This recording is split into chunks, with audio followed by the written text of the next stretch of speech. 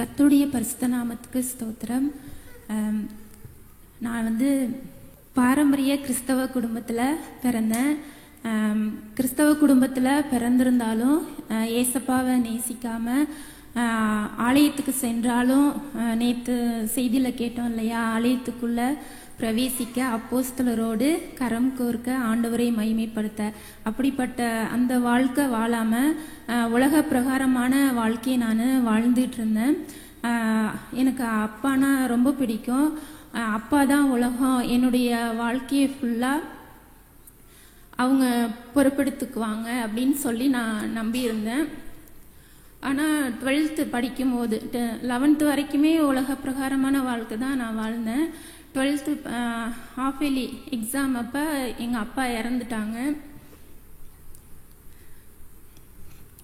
அப்போ எனக்கு அவ்வளோதான், வாழ்க்கை முடிஞ்சிருச்சு. இனி நம்மளை நேசிக்கிறதுக்கோ அல்லது நம்மளுடைய வாழ்க்கையை தொடர்ந்து வாழ்கிறதுக்கோ இனி வாய்ப்பு கிடையாது அப்படின்னு சொல்லிட்டு ரொம்ப உடைக்கப்பட்ட நிலையில் நாங்கள் இருந்தோம். நான், அம்மா, தங்கச்சி 3 பேருமே பெண்களாக இருந்தனால எங்களுக்கு ஒரு நம்பிக்கை இல்லாத சூழ்நிலை இருந்தது.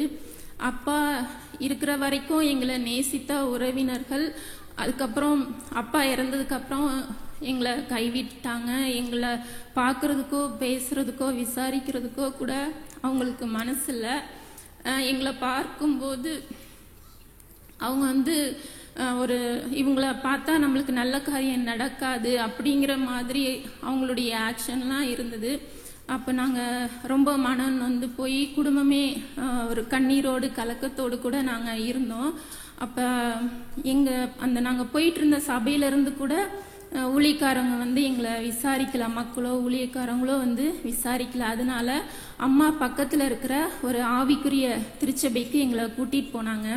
அவ்வளோ நாள் நான் அந்த பாரம்பரிய திருச்சபைக்கு போய் கர்த்தருடைய வார்த்தையை கேட்கறதுலையோ ஜெபிக்கிறதுலையோ வேத வசனத்தை வாசிக்கிறதுலையோ கவனம் செலுத்தாமல் இருந்தேன். ஆனால் இந்த திருச்சபைக்கு அப்பா இறந்ததுக்கு அப்புறம் நான் போனப்ப என்ன வார்த்தை பேசப்படுது அப்படின்னு சொல்லி கவனிக்கணும்னு சொல்லி நான் ஆவலாக இருந்தேன். அப்போ ஊழியக்காரவங்க பேசினாங்க, இயேசு கிறிஸ்து நேற்றும் இன்றும் என்றும் மாறாதவராய் இருக்கிறார் அப்படின்னு சொல்லி அந்த எபிரேயர் 13வது அதிகாரம் 8வது வசனத்திலிருந்து செய்தி கொடுத்தாங்க. அந்த ஒரு வசனம் தான் என் மனசுக்குள்ள என் மைண்டுக்குள்ள ஓடிக்கிட்டே இருந்தது. இவ்வளோ நாட்கள் நம்ம வீணா மனுஷங்களை நம்பி நம்ம கழிச்சிட்டோமே. நம்ம ஏசப்பா தான் மாறாதவரா, என்றுமே மாறாதவரா இருக்கிறார். ஆனால் நம்ம மாறுகிற மனிதர்களை நம்பி இவ்வளோ நாட்கள் கழிச்சிட்டோமேன்னு சொல்லிட்டு அந்த நாள்ல இருந்து என்னுடைய வாழ்க்கையை ஏசப்பாவுக்கு நான் ஒப்பு கொடுத்தேன்.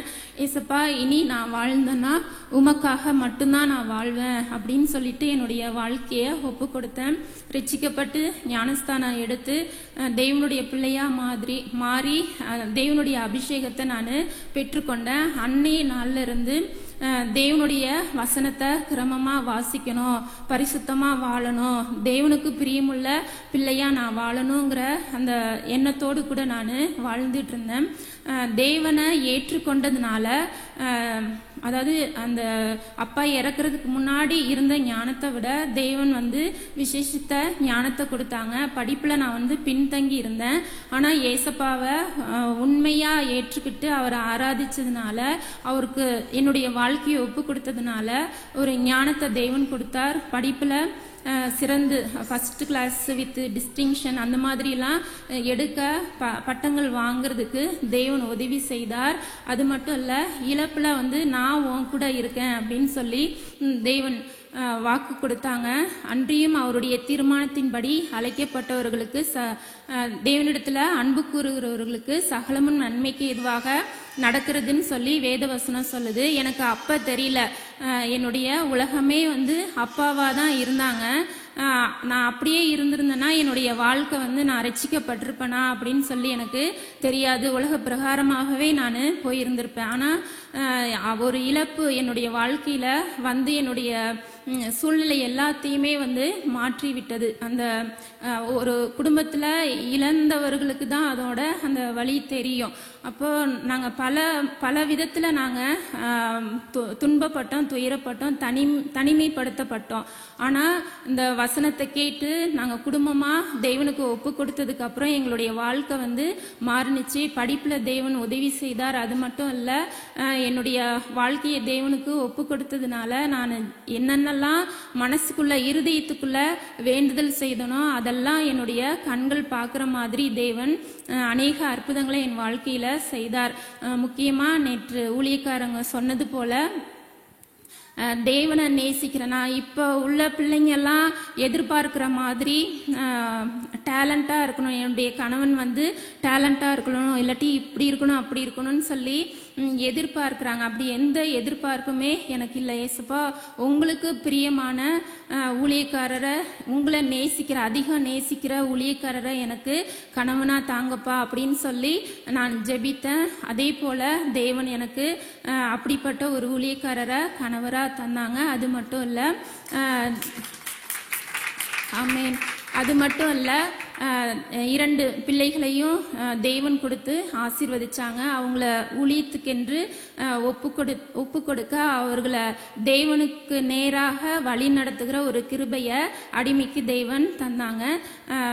நான் வந்து ஜெபம் பண்ண, ஏசப்பா நான் வேலை பார்க்கக்கூடாது, ஊழியம் தான் செய்யணும் அப்படின்னு சொல்லி நான் ஜெபம் பண்ண. அது போலவே தேவன் ஊழியக்காரரோடு கூட இணைந்து ஊழியத்தில் பயன்பட தேவன் இம்மட்டுமாய் உதவி செய்து வருகிறார்.